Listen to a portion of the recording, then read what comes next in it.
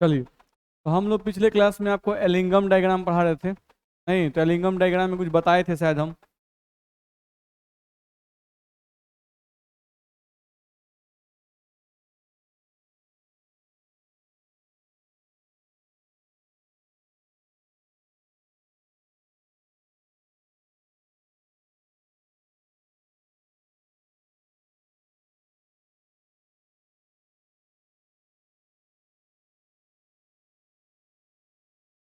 चलो, तो Ellingham diagram के लिए हम लोग बताए थे कि एलिंगम डायग्राम हमें क्या बताता है। ये हम बताए थे, तो हम बताए थे कि एलिंगम डायग्राम हम लोगों को बताता है। यहाँ से अगर देखें हम लोग, तो हम लोग क्या बोलते हैं कि Ellingham diagram ED, Ellingham diagram gives information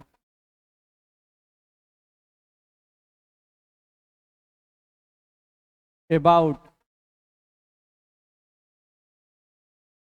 reducing agent of metal oxide, of A given metal oxide, ज़्यादा अच्छा लिखेंगे अगर हम लोग, ऑफ ए गिवन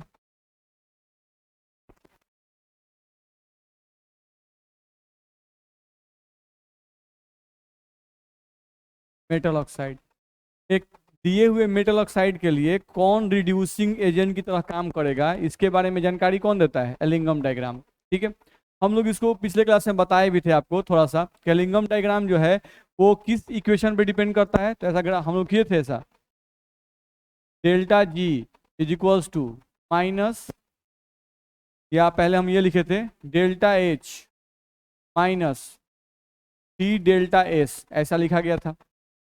यहाँ पर इसी को हम ऐसे भी लिखे थे, delta G is equals to, हम इसको पहले लिखे थे, नहीं माइनस डेल्टा एस टी, और प्लस में क्या लिखे थे?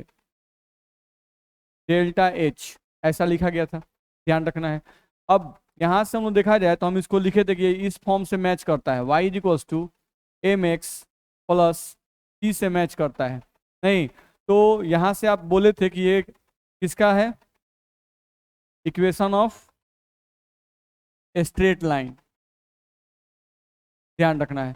यहाँ पर हम ये भी बताए थे कि एलिंगम डायग्राम को अगर आप खींचते हो, ध्यान रखना है, तो एलिंगम डायग्राम में वाई एक्सिस को कौन रिप्रेजेंट करेगा? डेल्टा जी एफ, या डेल्टा जी बोल रहे हैं, और एक्स एक्सिस पे कौन है? T, temperature. यानी जो एलिंगम डायग्राम है वो किसके किसके बीच का ग्राफ है? डेल्टा जी और टेम्परेचर के बीच का ग्राफ है। ये हम लोग बताए थे। साथ साथ हम लोग बताए थे यहाँ पर कि इसमें जितने भी होंगे उनका ग्राफ कैसा आएगा? स्ट्रेट लाइन आएगा। जो भी आएंगे उनका ग्राफ क्या आएगा? स्ट्रेट लाइन आएगा। मतलब स्ट्रेट लाइन है, कर्व के फॉर्म में नहीं होगा। ये हम लोग को बताया गया था। साथ साथ हम लोग को देखा जाए तो एक चीज और क्या दिखाई देता है, देखो तो यहाँ पर एम मतलब क्या होता है? स्लोप। एम का मतलब क्या होता है? स्लोप। एम का मतलब आप लिखते हो स्लोप। ध्यान रखना है। अब यहाँ ध्यान रखना है कि जो स्लोप है, स्लोप का जो वैल्यू है वो हम लोगों का निगेटिव होगा तो ग्राफ डिक्रीजिंग होगा, और अगर स्लोप का वैल्यू पॉजिटिव होगा तो ग्राफ क्या होगा? इंक्रीजिंग होगा। नहीं, ये आप समझते हो। जैसे अगर हम लोग बोले, ध्यान रखो, हम लोग को इक्वेशन यहाँ पे जो मिला हुआ है वो ये मिला हुआ है, delta G is equals to minus delta S T plus delta H, यही हम लोग को मिला हुआ है। ठीक है, अब हम लोग को ध्यान रखना है कि यदि किसी रिएक्शन के लिए डेल्टा एस का वैल्यू निगेटिव आ जाए, यदि किसी रिएक्शन के लिए डेल्टा एस का वैल्यू निगेटिव आ जाए तो स्लोप पॉजिटिव हो जाएगा। स्लोप क्या हो जाएगा? पॉजिटिव। हम यहाँ क्या लिख रहे हैं? If the value of, if the value of delta s is negative for a reaction, for a reaction, then slope of a straight line, then slope of a straight line is positive. ये बोल रहा है कि अगर delta S का value negative आ गया, क्योंकि delta S के आगे तो पहले एक निगेटिव लगा हुआ है, और अगर डेल्टा एस का वैल्यू भी निगेटिव आ जाए किसी रिएक्शन के लिए, नहीं, तो स्लोप क्या हो जाएगा, पॉजिटिव हो जाएगा। जैसे मान लो हम एग्जांपल लेते हैं, हम लोग यहां से ले लिए, मान लो Zn solid plus half O2 gas, ठीक है, और इससे हम लोग बना दिए जिंक ऑक्साइड, इससे हम लोग बना दिए जिंक ऑक्साइड ZnO सॉलिड, ये बन गया। अब इसके लिए तुमको डेल्टा एस चेक करना है, बड़ा आसान है डेल्टा एस चेक करना। नहीं, हम लोग देख सकते हैं कि यहाँ पर ये क्या है, सॉलिड है ना, और ये क्या है, गैस है। अच्छा, और यहाँ पर क्या बन गया, सॉलिड है, ठीक है। तो सॉलिड सॉलिड, ये तो यहाँ आ जाओ, गैस से सॉलिड, क्योंकि ऑक्सीजन भी तो कंबाइन कर गया ना। तो इधर रिएक्टेंट साइड में गैस दिख रहा है, लेकिन प्रोडक्ट साइड में गैस दिख रहा है क्या, नहीं दिख रहा है। अच्छा ये बताओ, कोई पूछे कि गैस जो होते हैं उनका रैंडमनेस ज्यादा होता है, उनके पार्टिकल्स का रैंडमनेस ज्यादा होता है कि सॉलिड के पार्टिकल्स का रैंडमनेस ज्यादा होता है, गैस के पार्टिकल्स का? नहीं, इसका रैंडमनेस, रैंडमनेस का मतलब डेल्टा एस, इसका क्या होता है, मोर। या हम लोग डेल्टा एस अच्छा लिखे, एस लिखें तो हम लोग डेल्टा एस निकाल सकते हैं। इसका जो रैंडमनेस होगा एस, एस का मतलब हम लिख रहे हैं रैंडमनेस, रैंडमनेस H1 लिख दिए, रैंडमनेस। तो रैंडमनेस का वैल्यू इसका क्या आएगा, मोर। अच्छा, सॉलिड है S2, इसका S2 मतलब इसका रैंडमनेस चेक कर रहे हैं, सॉलिड का रैंडमनेस, तो रैंडमनेस क्या आएगा इसका, लेस आएगा, ठीक। अब तुमको कोई कहता है कि डेल्टा एस का वैल्यू निकालना है, क्या निकालना है, इस रिएक्शन के लिए डेल्टा एस का मान निकालना है, तो तुम क्या करोगे, S2 माइनस S1, S1 का वैल्यू लेस है ना, और S1 का वैल्यू क्या है, मोर है ना। तो अगर कम में से ज्यादा घटाएंगे तो वैल्यू क्या आएगा, निगेटिव। तो इस रिएक्शन के लिए डेल्टा एस का वैल्यू क्या आएगा, निगेटिव आएगा, आएगा। तो डेल्टा एस का वैल्यू निगेटिव, तो यहाँ डेल्टा एस का वैल्यू तुम निगेटिव रखो, मान लो तुमको -30 आ गया, नहीं तो तुम माइनस एक पहले से है, फिर डेल्टा एस का वैल्यू -30 रखोगे तो माइनस माइनस क्या हो जाएगा, प्लस आएगा। मेरी बात ध्यान जा रही है, नहीं तो स्लोप क्या हो जाएगा, पॉजिटिव होगा कि नहीं होगा, होगा, ध्यान रखना है। तो वही बात हम यहाँ से कहना चाहते हैं कि if the value of delta S is negative, ठीक है, फॉर ए रिएक्शन, तो इस रिएक्शन के डेल्टा एस का वैल्यू क्या आ गया, निगेटिव आ गया। तो डेल्टा एस हम यहाँ लिख दे, देखो बाबू, delta S is equals to negative, तो स्लोप इज इक्वल्स टू क्या लिखें, slope is equals to positive. तो अगर स्लोप पॉजिटिव होगा तो ग्राफ इंक्रीजिंग की डिक्रीजिंग, ग्राफ इज इंक्रीजिंग, हम यहाँ लिख रहे हैं, देखो बाबू, ग्राफ इज इंक्रीजिंग। नहीं तो आप लोग एनसीईआरटी का बुक लेके आए हैं, उस एनसीईआरटी के बुक में ध्यान से देखिए कि अगर हम जिंक ऑक्साइड जेडेनओ का ग्राफ कहीं दिखाई दे रहा है उसमें, तो वो ग्राफ आपको ऊपर जाता हुआ दिखाई दे रहा है कि नीचे जाता हुआ दिखाई दे रहा है, ऊपर जाता हुआ दिखाई दे रहा है। मेरी बात समझ में आ रही है? तो अगर कोई बोलता है भाई कि ग्राफ इंक्रीजिंग क्यों जा रहा है, जिंक ऑक्साइड के फॉर्मेशन का, ZnO के फॉर्मेशन का जो ग्राफ है वो एलिंगम डायग्राम में ऊपर क्यों जा रहा है, तो बता सकते हैं, क्या बताएंगे कि ZnO जिंक ऑक्साइड के फॉर्मेशन के केस में डेल्टा एस का जो वैल्यू आता है वो निगेटिव आता है। तो अगर डेल्टा एस का वैल्यू, जो हम निगेटिव वैल्यू इस इक्वेशन में पुट करेंगे, तो हम लोग का स्लोप का वैल्यू पॉजिटिव आ जाएगा। और जब भी किसी स्ट्रेट लाइन में स्लोप का वैल्यू पॉजिटिव आता है तो ग्राफ क्या होता है, इंक्रीजिंग होता है, यानी ऊपर की ओर जाता है। ऐसा बोल सकते हैं, किसी को दिक्कत? चलो अब जस्ट हम लोग दूसरा पॉइंट समझ लेते हैं, एलिंगम डायग्राम का दूसरा पॉइंट देखो थोड़ा सा।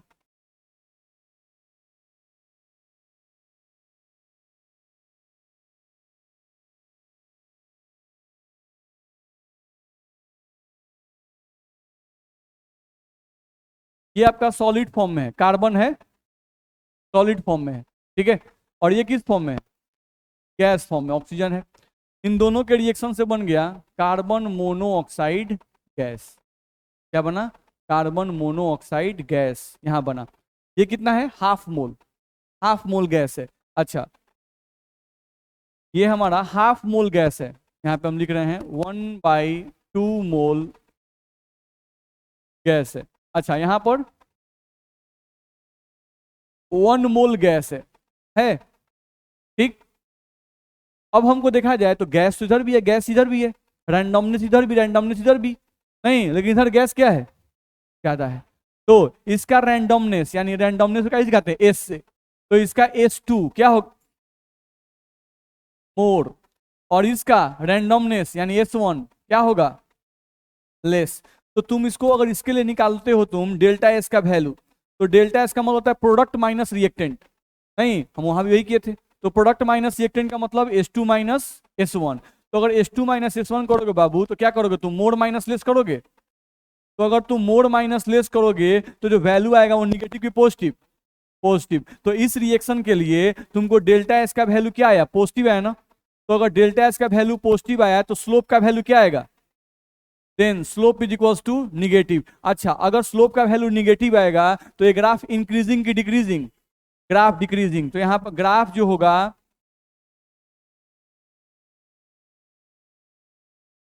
वो तुमको क्या आएगा, डिक्रीजिंग आएगा, आएगा नहीं। तो जहां भी तुमको कार्बन कार्बन मोनोऑक्साइड वाला ग्राफ दिख रहा हो, नहीं, तो उस ग्राफ को तुम देख सकते हो कि वो जो ग्राफ तुम्हारा आएगा कार्बन कार्बन मोनोऑक्साइड का ग्राफ, अगर इलिंगम डायग्राम में दिया हुआ होगा डेल्टा जी और टेम्परेचर के बीच का ग्राफ दिया होगा तो ग्राफ जरूर डिक्रीजिंग आ रहा होगा। मेरी बात समझ आ रही है, नहीं, यानी ये वाला ग्राफ आप जब देखिएगा C+12 का जब रिएक्शन आप देखिएगा CO, यानी CO का ग्राफ देखिएगा, CCO लाइन बोलते हैं इसको, नहीं, तो उसका लाइन क्या होगा, डाउनवर्ड आएगा। एनसीईआरटी बुक किसी के पास नहीं है नहीं, तो ये ध्यान में रखना पड़ेगा। ठीक है, तो एलिंगम डायग्राम में किसी का ग्राफ ऊपर गया है, किसी ग्राफ नीचे गया है, तो किसका ग्राफ ऊपर गया है, नहीं, तो कब कहेंगे कि ग्राफ इंक्रीजिंग कब होगा, जब डेल्टा एस का वैल्यू निगेटिव आएगा। ठीक है, फिर ग्राफ डिक्रीजिंग कब जाएगा, जब डेल्टा एस का वैल्यू पॉजिटिव आएगा। क्योंकि जब डेल्टा एस का वैल्यू निगेटिव आता है, नहीं, जब डेल्टा एस का वैल्यू निगेटिव आता है तो उस समय स्लोप पॉजिटिव होगा, और जब डेल्टा एस का वैल्यू पॉजिटिव आएगा तो स्लोप निगेटिव होगा। बोलो इतना पहले समझ में आ गया, इतना में दिक्कत है। ठीक है, चलो अब दूसरे पॉइंट पे आते हैं, एलिंगम डायग्राम के दूसरे पॉइंट पे आते हैं। ठीक है, एलिंगम डायग्राम में बहुत सारा ग्राफ हम लोग को दिया रहता है। एलिंगम डायग्राम में अगर देखा जाए तो बहुत सारा ग्राफ हम लोग को दिया रहता है।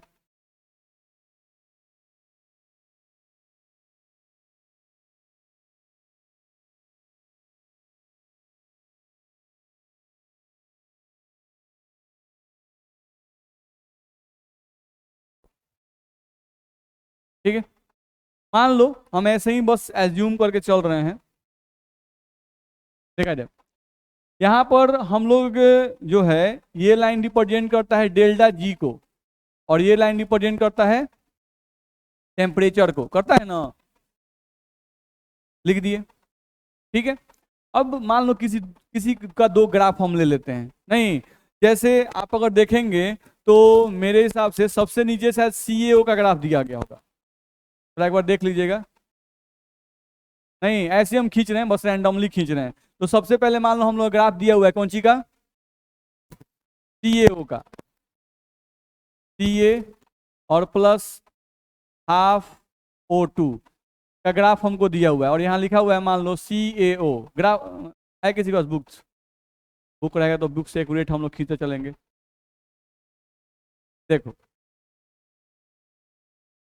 जैसे हम लोग देखें, अगर इसमें CA का नहीं लिखा हुआ है, CA का सबसे नीचे होता है, नहीं, साइड बुक में देखें तो CA का होता है, उसके ऊपर फिर MGO ग्राफ होता है, नहीं, तो मान लो ये CA ग्राफ हो गया, और एक और हम खींचते हैं मान लो MGO ग्राफ। देखो MGO ग्राफ, तो मान लो हम MGO ग्राफ ऐसे खींच दिए, ऐसे आया भाई, MGO ग्राफ कुछ इस तरह से गया है, नहीं, यहाँ तक हम लोग का आया हुआ है, और फिर हम लोग का जो ग्राफ है वो कुछ, एक मिनट, फिर इस तरह से ग्राफ हम लोग गया। ठीक है, अब यहाँ पर क्या लिखा हुआ है, तो ये जो ग्राफ है वो है mg प्लस हाफ O2 बराबर MgO। ठीक है, ये ग्राफ मान लो हम लोग को दो दिया हुआ है। ठीक, अब हमको क्या देखना है, इसमें थोड़ा समझना है यहाँ पर, एक मिनट, मेरा मोबाइल अंदर ही है क्या, उसमें ऐसा भी कर सकते थे कि स्क्रीन पे ला सकते हैं उस फोटो को, एलिंगम डायग्राम को, तो बार बार खींचना नहीं पड़ेगा हम लोग को।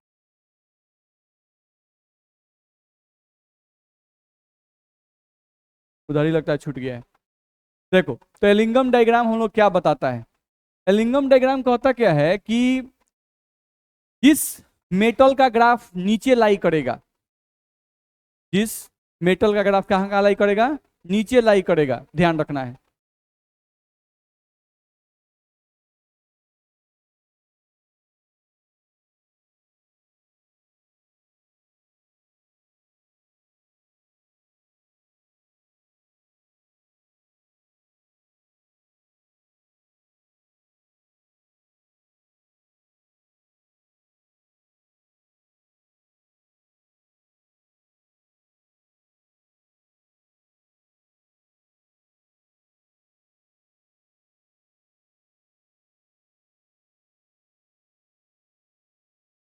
देखते हैं इसमें आता है कि नहीं।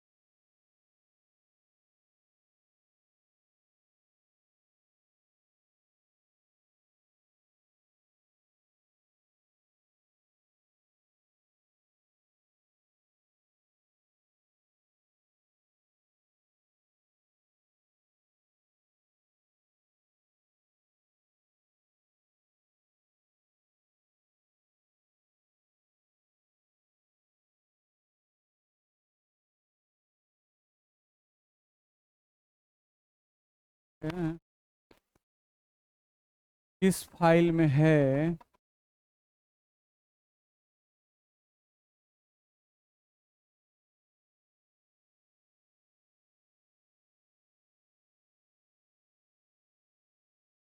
ऑडियो फोल्डर कोड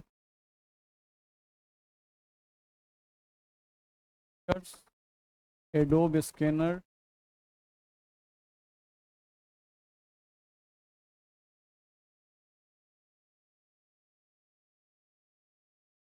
डायग्राम इसी में है। देखा जाए,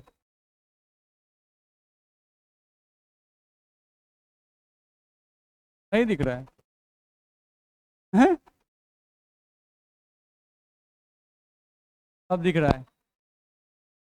चलिए, तो मान लीजिए हम लोग कोई सा भी ग्राफ ले लिए, नहीं तो पहले हम मतलब समझ लेते हैं, तब हम इसको और करेंगे हम लोग। साइड से कर लिया जाए। चलो, अब यहाँ से पहले इसका मतलब समझ लेते हैं।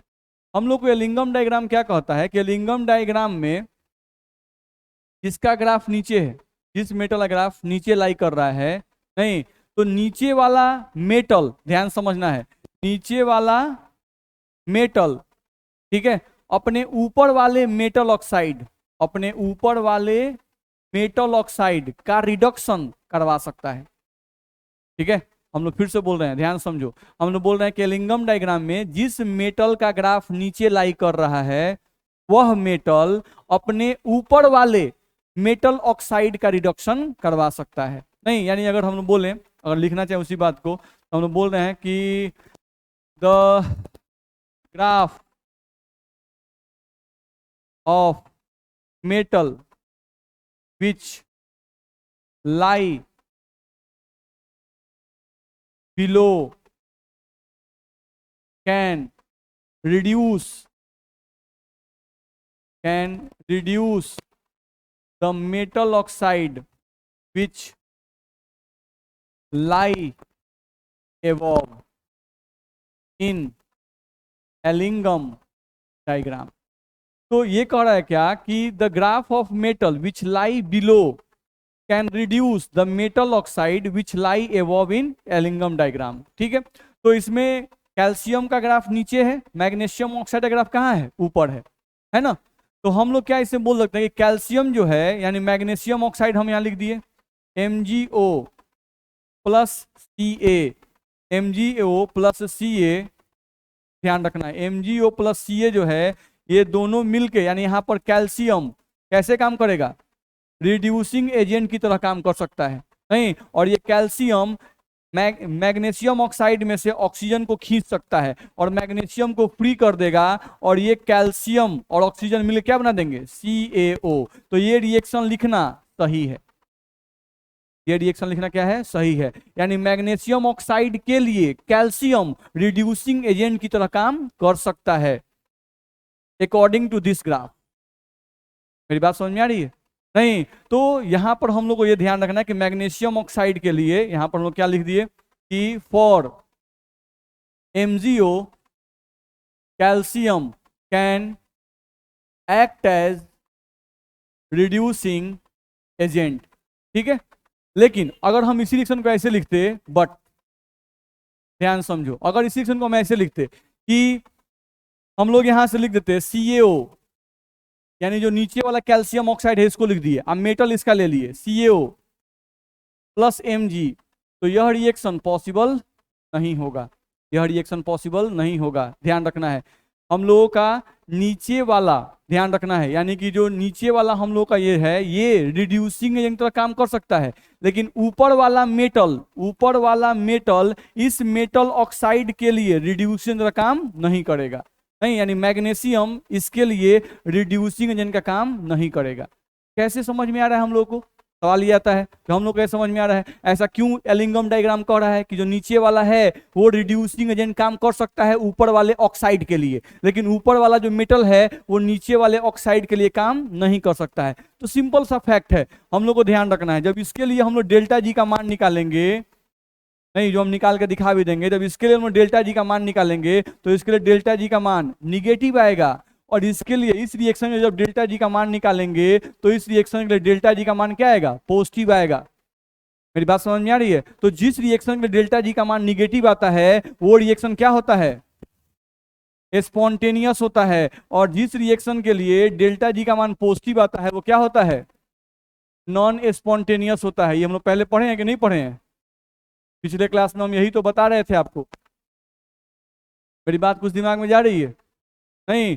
तो हम लोग को एलिंगम डायग्राम में क्या देखना था, यहाँ समझना ये था एलिंगम डायग्राम में कि एलिंगम डायग्राम क्यों कह रहा है कि जो नीचे वाला मेटल है वो ऊपर वाले मेटल ऑक्साइड के लिए रिड्यूसिंग यंत्र काम कर सकता है नहीं, यानी यह रिएक्शन पॉसिबल है, इस रिएक्शन को बोल रहा है कि ये रिएक्शन पॉसिबल है लेकिन ये रिएक्शन पॉसिबल नहीं है। तो ये रिएक्शन क्यों पॉसिबल है, यानी ये रिएक्शन पॉसिबल है यानी कि ये रिएक्शन स्पॉन्टेनियस है और ये रिएक्शन नॉन स्पॉन्टेनियस है। तो इसको स्पॉन्टेनियस क्यों कह रहा है, क्योंकि इसके रिएक्शन के लिए जो हम डेल्टा जी का मान निकालेंगे तो इस रिएक्शन के डेल्टा जी का मान क्या आएगा, निगेटिव आएगा, और इस रिएक्शन में जब डेल्टा जी का मान निकालें तो वैल्यू क्या आएगा, पॉजिटिव आएगा। मेरी बात समझ में आ रही है नहीं। तो ये बात हम लोग को ध्यान में रखना होगा। ठीक है, अब थोड़ा सा और समझने की जरूरत है, इसको थोड़ा सा हम लोग को और समझने की जरूरत है। हम लोग किसको टच कर रहे हैं, चलिए सेलेक्ट कर लें, दूसरे पेज में हम लोग आ जाते हैं। नहीं जी,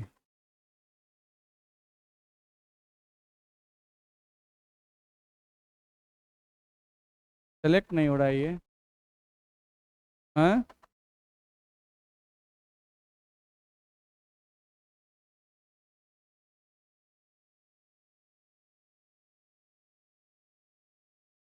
जैसे इसको सेलेक्ट होना चाहिए ऊपर से, सेलेक्ट यहाँ पर है तो ये घसकेगा तो खतक ही रहा है, लेकिन इसका और भी ऑप्शन होना चाहिए।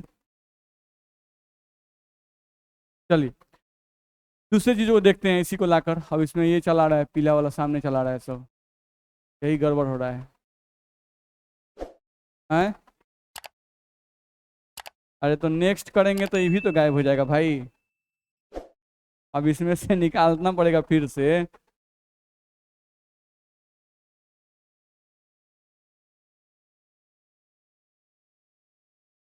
ये है आ गया यहाँ पर। अब इसको यहीं पर हम लोग सेव कर सकते हैं, इसमें ऐड टू रिसोर्स लाइब्रेरी, हम लोग इसको सेव कर लेते हैं।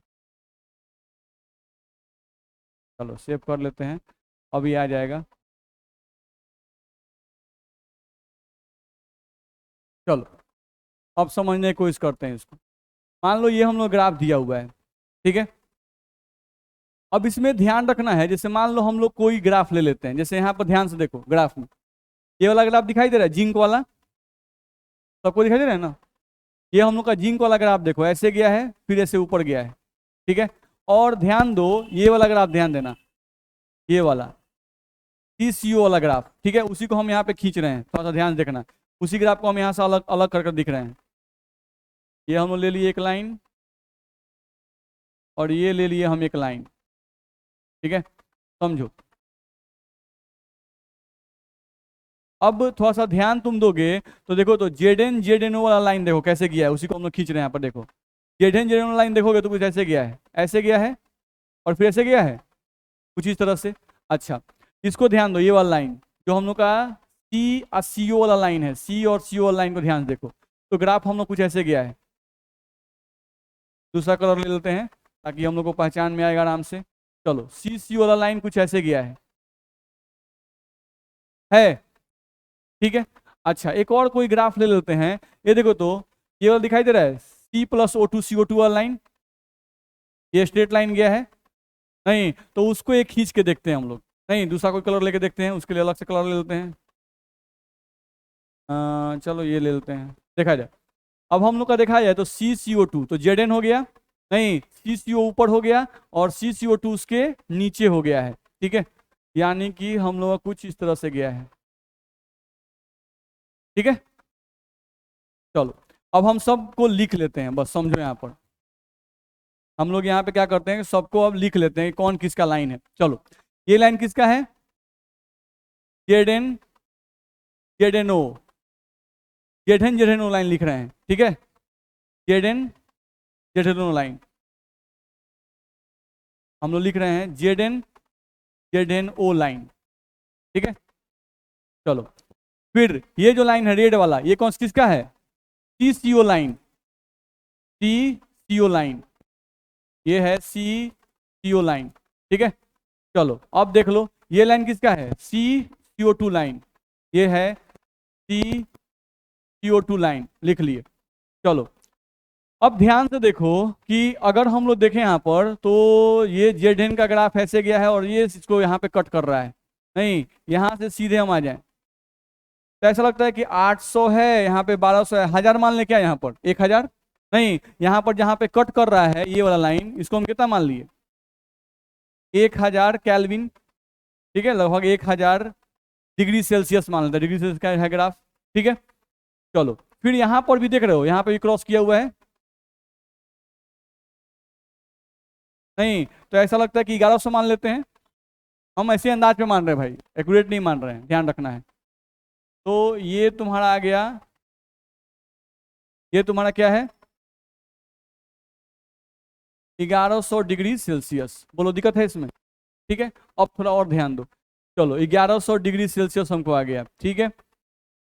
हम लोगों का ये आ गया लाइन, कहाँ पे क्रॉस किया था, CCO2 वाला लाइन यहाँ पे हम लोग क्रॉस किया था, ठीक है, तो यहाँ पे हम लोग खींच दिए। चलो अब इन दोनों को ध्यान से देखो, टेम्परेचर का बड़ा वैल्यू है। अब ये क्या बताना चाहता है, तुम देखो तो अभी जब टेम्परेचर 1000 केल्विन से कम है, ठीक है, जब टेम्परेचर 1000 केल्विन से कम है, नहीं उस समय ZN ZNO का जो लाइन है, ZN ZNO का जो लाइन है वो इस रेड लाइन के नीचे है कि नहीं है, नहीं तो हम यहां लिख रहे हैं at 1000 sorry below 1000 kelvin temperature, below 1000 kelvin temperature, 1000 kelvin temperature से कम टेम्परेचर पर, below 1000 kelvin temperature, ZN ZNO line lie below, ZN ZNO line lie below, किस लाइन का हम ले रहे हैं compare, CCO line, CCO line, बोलो है। तो अगर हम कहें, जैसे याद पड़ रहा है हम लोग स्मेल्टिंग कल पढ़ा रहे थे, तो स्मेल्टिंग में बोल रहे थे कि स्मेल्टिंग में रिड्यूसिंग एजेंट का यूज किसको करते हैं, कार्बन को या कार्बन मोनोऑक्साइड को। तो चलो हमको क्या करना है कि जिंक ऑक्साइड का रिडक्शन करना है। क्या करना है, जिंक ऑक्साइड का रिडक्शन करना है। इसके लिए हमको यूज करना है रिड्यूसिंग एजेंट। और रिड्यूसिंग के रूप में हम क्या यूज करना चाहते हैं, कार्बन। क्या यूज करना चाहते हैं, कार्बन। तो हमको ये बताओ कि 1000 कैल्विन हम यूज कर दिए, चलो ध्यान दो, 1000 कैल्विन से अगर कम टेम्परेचर पे हम आते हैं इधर, नहीं तो देखो तो जेडेनो लाइन कहाँ है, नीचे है, और CCO लाइन कहाँ है, ऊपर है। नहीं, ये हम लोग का है CCO लाइन। तो बताओ कि ये जो कार्बन है वो क्या जिंक ऑक्साइड के लिए रिड्यूसिंग एजेंट का काम करेगा, नहीं करेगा। क्यों, क्योंकि हम लोग अभी बताए आपको, जस्ट पीछे बताए कि जो भी नीचे वाला होता है, नीचे वाला वो रिड्यूसिंग एजेंट हो सकता है, किसके लिए, ऊपर वाले के लिए। नहीं तो क्या यहां पर जिंक ऑक्साइड के लिए यह कार्बन रिड्यूसिंग एजेंट का काम कर सकता है अगर टेम्परेचर आपका 1000 डिग्री सेल्सियस या हम 1000 केल्विन बोल रहे हैं उससे कम हो तो, नहीं होगा। यानी यहां पर अगर हम ऐसे लिखें, ध्यान दो, ZNO आप प्लस कार्बन, तो क्या ये रिएक्शन होगा, नहीं होगा। हम क्या बोल रहे हैं, किस टेम्परेचर पर, बिलो 1000 डिग्री सेल्सियस या 1000 केल्विन, बोलो होगा, नहीं होगा।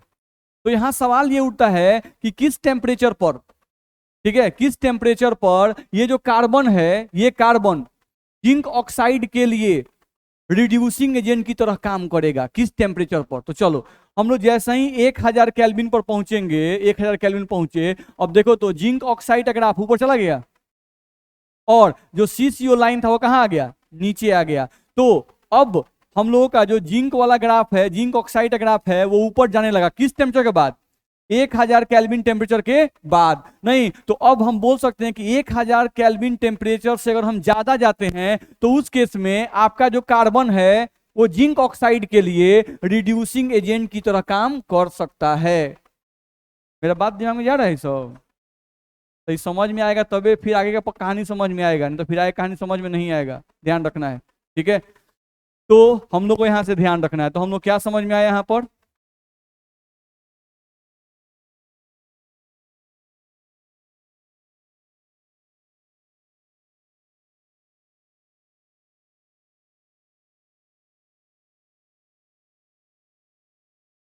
देखा जाए तो यहां से हम लोग को ये समझ में आ गया, नहीं ये बात हम लिख दिए कि 1000 केल्विन से कम टेम्परेचर पर यह रिएक्शन पॉसिबल नहीं है। यानी यहां पर अगर कोई बोले कि कार्बन रिड्यूसिंग एजेंट का काम करेगा तो नहीं करेगा, ठीक है।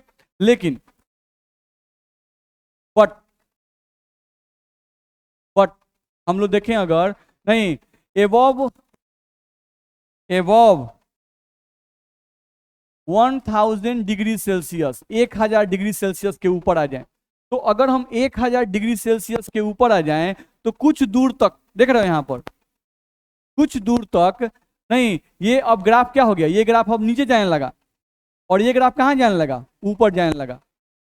नहीं, ठीक है, चलो कार्बन यहां पे दिख रहा है तुमको और यहां पर भी दिख रहा है, दोनों जगह पर। तो अगर तुम चाहते हो कि कार्बन हमेशा जिंक ऑक्साइड के लिए रिड्यूसिंग एजेंट की तरह काम करे, तुम क्या चाहते हो कि कार्बन हमेशा जिंक ऑक्साइड के लिए रिड्यूसिंग एजेंट की तरह काम करे, नहीं तो हमको टेम्परेचर कितना लेना पड़ेगा, किस टेम्परेचर पर ये रिएक्शन करना पड़ेगा, ध्यान रखना है। तो एक तो दिख रहा था कि 1000 केल्विन से अगर ज्यादा टेम्परेचर जाते हैं तो कार्बन ऑनलाइन क्या हो गया, नीचे हो जा रहा है।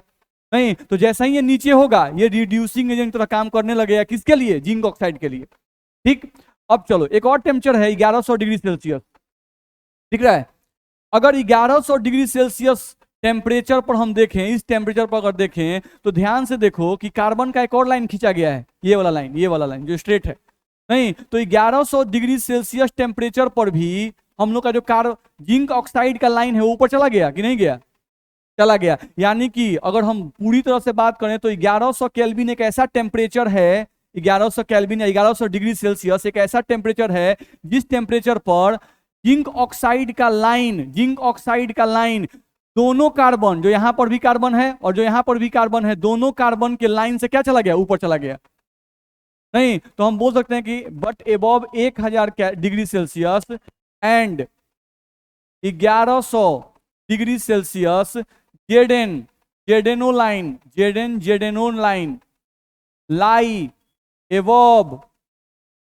lie above carbon CO line and CO2 line. बोलो इसमें दिक्कत है?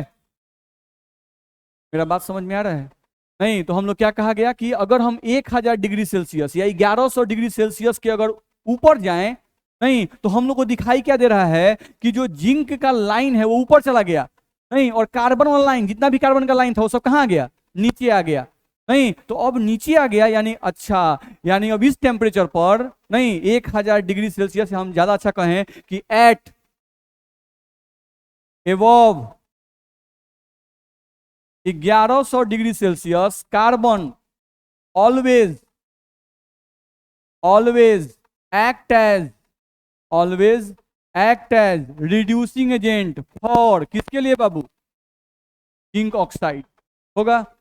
नहीं, यानी कि अब तुम ये रिएक्शन अगर लिखते हो 1100 से ऊपर के टेम्परेचर पर कि ZnO प्लस सर कार्बन लिखा जाए, नहीं तो ये रिएक्शन पॉसिबल होगा कि नहीं होगा? होगा। अब क्या कार्बन रिड्यूसिंग काम करेगा कि नहीं करेगा? तो करेगा। ये इसका ऑक्सीजन छीनेगा कि नहीं छीनेगा? तो छीनेगा। अब यहाँ पर जिंक अलग हो जाएगा और CO कार्बन मोनोऑक्साइड गैस अलग हो जाएगा। बोलो मेरी बात समझ में आ रही है?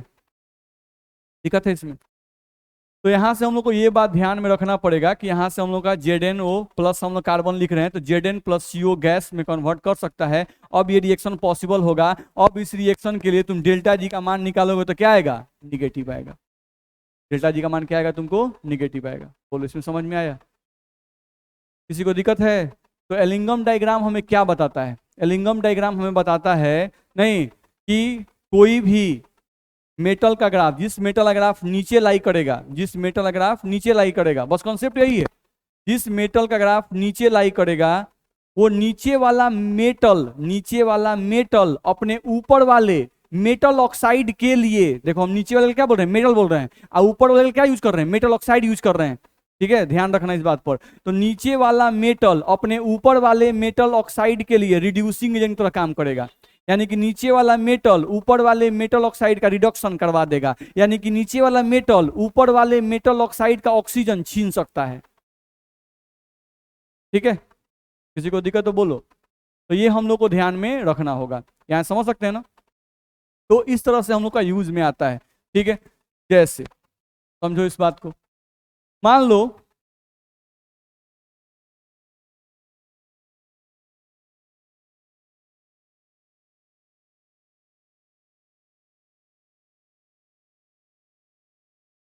हम लोग का यहाँ पर एलिंगम डायग्राम है।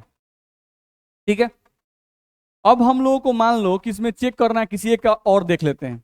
नहीं, मान लो हमको देखना हो किसी और का देख लेते हैं। चलो आयरन का ही देखते हैं, क्योंकि हम लोग को एक्सट्रैक्शन ऑफ आयरन पढ़ना है और 5 मार्क्स का पूछ चुका है आपके बोर्ड एग्जाम में। नहीं तो आयरन के बारे में थोड़ा सा चेक कर लेते हैं। चलो चेक करते हैं। आयरन का ग्राफ ध्यान से देखो, यहाँ पे दिख रहा है, ये आयरन का लाइन है। नहीं, FeFeO का लाइन दिख रहा है कि नहीं दिख रहा है? दिख रहा है। चलो तो हम लोग थोड़ा सा FeFeO लाइन खींच रहे हैं बाबू, ध्यान से देखो। यहां से अगर तुम देखोगे, ये हम ले लिए डेल्टा जी का लाइन, ठीक है, और ये हम ले लिए टेम्परेचर का लाइन। ठीक है,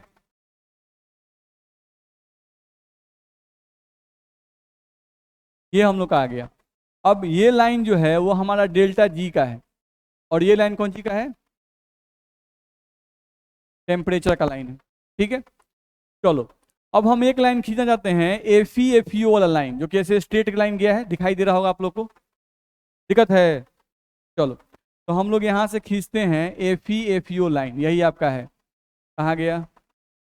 ये वाला है। इस तरह से, इस तरह से, इस तरह से, अच्छा फिर ऐसे भी डाउन हुआ है। नहीं, डाउन हुआ है ना? यही लाइन है, घबराए नहीं। नहीं, ऐसे गया है, ऐसे गया है, ऐसे निकला है, और फिर ऐसे गया, यही वाला लाइन है।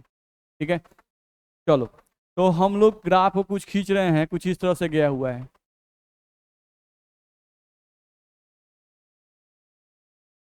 ऐसे पहले गया है, ठीक है, और फिर ऐसे स्ट्रेट हो गया है ना,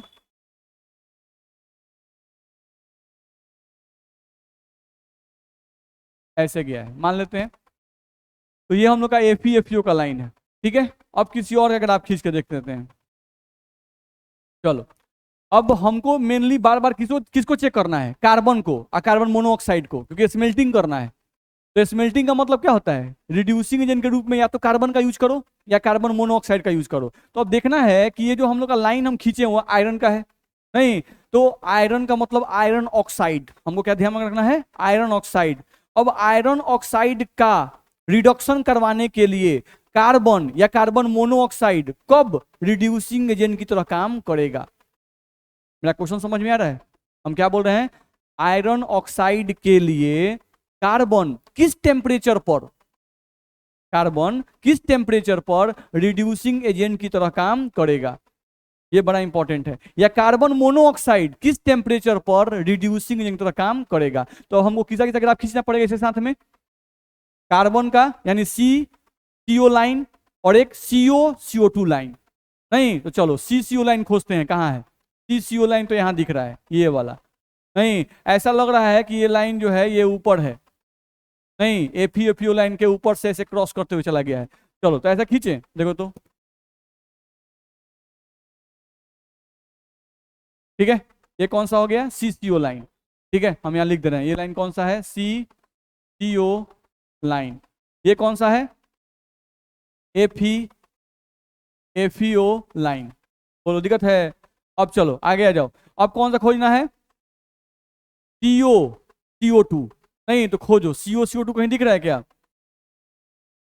ये वाला 600। यहां से ध्यान दो, ये हम लोग का गया है यहाँ पर जाके और यहाँ पे क्रॉस करेगा इसको, नहीं इस टेम्परेचर पर यहाँ पे क्रॉस कर रहा है, देख रहे हो, यही ना है, नहीं सॉरी ये वाला लाइन है, ये तो जिंक वाला है ना।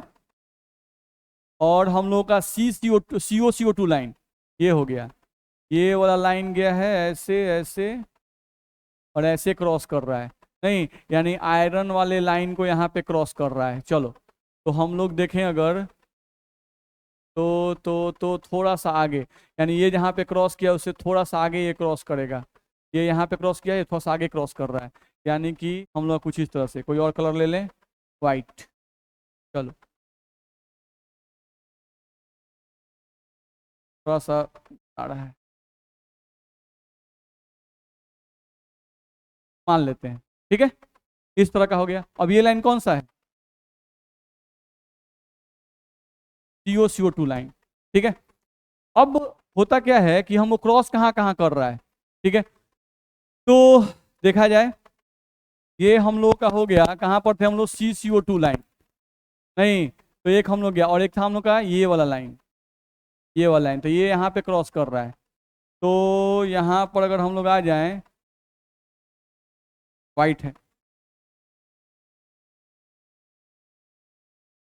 यहाँ से हम लोग का एक आएगा इधर, ठीक है, एक इधर हम लोग का आएगा और एक ये क्रॉस कर रहा है, कौन सा, CO2 लाइन। तो ये वाला लाइन यहाँ जाके क्रॉस कर रहा है कहीं, नहीं तो यहाँ पे अगर क्रॉस करेगा कहीं तो यहाँ से लाइन लाएंगे तो कुछ यहाँ पे मैच करेगा, नहीं यानी 1073 केल्विन और ये लगभग 673 केल्विन के आसपास में है, ठीक है। ध्यान समझ लेना, हम लोग यहाँ पे लिख रहे हैं बाबू, देख लो ये वाला लाइन तुम्हारा आ गया 1073 केल्विन, ठीक है।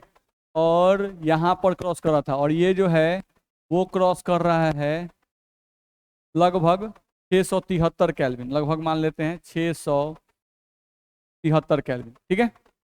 अब चलो ध्यान समझने की कोशिश करना, ये जो लाइन है वो किसका है, आयरन का, ये लाइन किसका है, CO का, और ये लाइन क्या है, हमको इसको एफईओ फॉर्म में लिख रहे हैं हम, हमको इसी का रिडक्शन कराना है, ध्यान रखना आयरन ऑक्साइड क्या करना है, रिडक्शन।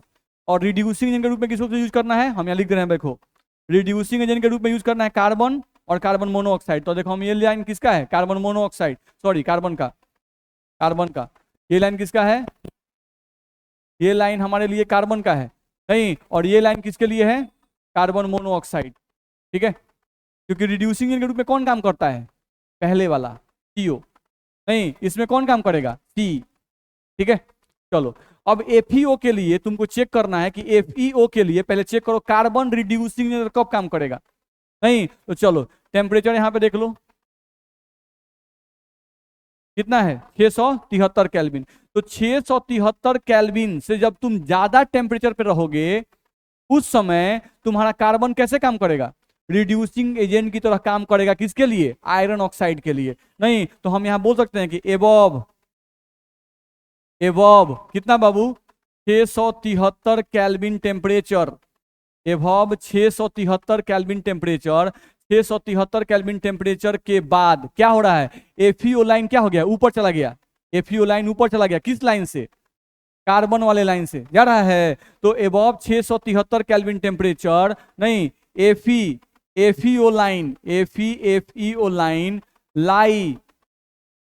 लाई एबव, किसके एबव जा रहा है, हम लोग का किसके एबव गया, सीसीओ लाइन, किसके, सीसीओ लाइन।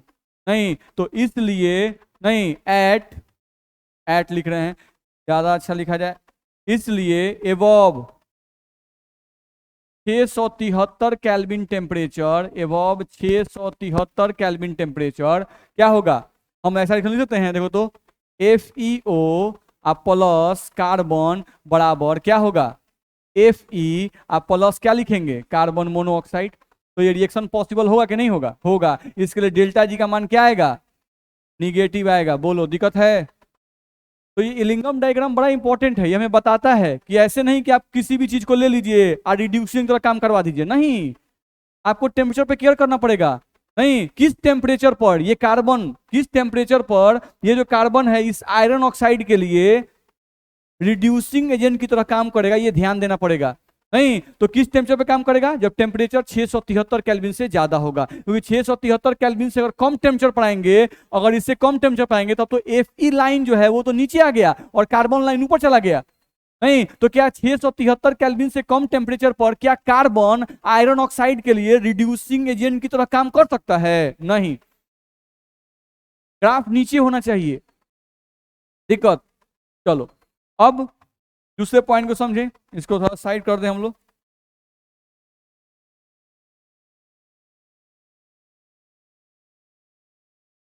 चलो यहां पे ध्यान दो, अब हम चाहते हैं कि रिड्यूसिंग एजेंट के रूप में किसका यूज करें, कार्बन मोनोऑक्साइड का।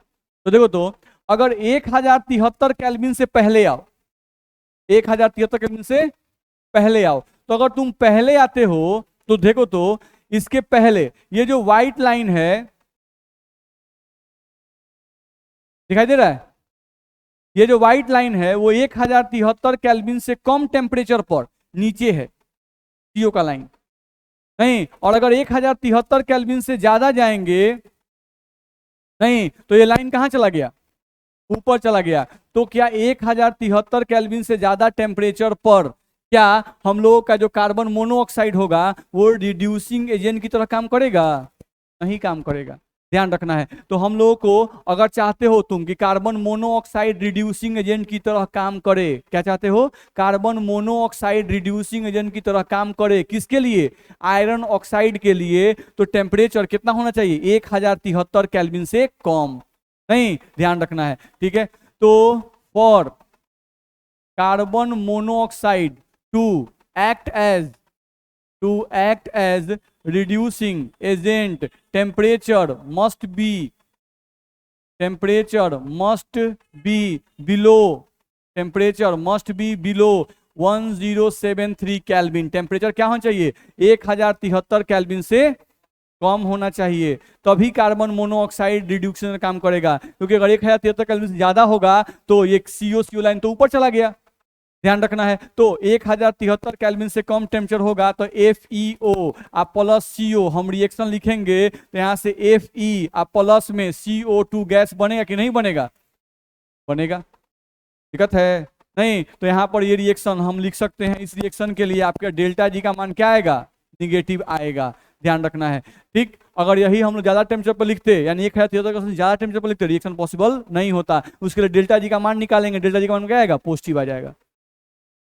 मेरी बात कुछ दिमाग में गई, एलिंगम डायग्राम समझ में आ रहा है, नहीं। तो ये हम लोग का मेन पर्पस होता है एलिंगम डायग्राम का, जो हमें बताता है कि किसी भी मेटालिक ऑक्साइड से अगर आपको मेटल प्राप्त करना है तो आपको रिड्यूसिंग एजेंट चाहिए, नहीं। और रिड्यूसिंग एजेंट के रूप में जनरली हम लोग क्या यूज करते हैं, कार्बन या कार्बन मोनोऑक्साइड। तो क्या हर एक टेम्परेचर पर, क्या किसी भी टेम्परेचर पर कार्बन या कार्बन मोनोऑक्साइड किसी मेटल ऑक्साइड का रिडक्शन करवा सकता है? नहीं, ये नहीं हो सकता है, ध्यान रखना है, ठीक है। हमको टेम्परेचर देखना पड़ेगा, एलिंगम डायग्राम को ध्यान रखना पड़ेगा कि भाई ये दोनों रिएक्शन के लिए डेल्टा जी का मान निगेटिव किस टेम्परेचर पे होता है। नहीं, तो डेल्टा जी का मान निगेटिव किस टेम्परेचर पर होगा, जिस टेम्परेचर पर मेटल ऑक्साइड का ग्राफ ऊपर होगा और कार्बन का ग्राफ नीचे होगा, उसी समय डेल्टा जी का मान क्या आएगा, निगेटिव आएगा। और नहीं तो डेल्टा जी का मान क्या आ जाएगा, पॉजिटिव आ जाएगा। तो रिएक्शन पॉसिबल होने के लिए डेल्टा जी का मान निगेटिव होना चाहिए कि पॉजिटिव होना चाहिए, निगेटिव होना चाहिए। कुछ बात दिमाग में गया? तो ये हम लोग का एलिंगम डायग्राम था, ठीक है। तो मोटा मोटी एलिंगम डायग्राम हम लोग समझ गए, ठीक है। अब अगले क्लास में हम लोग थोड़ा सा बता देंगे कि कैसे इसके लिए डेल्टा जी का मान निगेटिव निकाल के दिखा देंगे कि डेल्टा जी का मान निगेटिव कैसे आ जा रहा है। और अगर जो जब ग्राफ कार्बन का नीचे है, ऊपर है सॉरी, तो डेल्टा जी का मान पॉजिटिव कैसे आ जा रहा है, ठीक है। तो वो दो चीज बता देंगे तो हम लोग का एलिंगम डायग्राम खत्म हो जाएगा, ठीक। अब उसके बाद हम लोग का मेन टॉपिक आएगा एक्सट्रैक्शन ऑफ आयरन, नहीं, extraction of copper, extraction of aluminium, extraction of zinc. अब ये सब इंपॉर्टेंट आपका हो जाएगा, जिससे क्वेश्चन आपके बोर्ड एग्जाम में आता है। एलिंगम डायग्राम से क्वेश्चन नहीं आता है, लेकिन बिना इसके समझे ना एक्सट्रैक्शन समझ ही नहीं पाएंगे। पास में आ रहा है, क्योंकि वो बार बार लिखेगा, बुक में पढ़िएगा ना तो बार बार लिखेगा at this temperature, below this temperature, above this temperature. नहीं तो कहाँ से लिख रहा है भाई, क्यों टेम्परेचर लिख रहा है, तो वो कौन बता रहा है, एलिंगम डायग्राम बता रहा है, ठीक है। तो मेरे हिसाब से आपको समझ में आया होगा क्लास।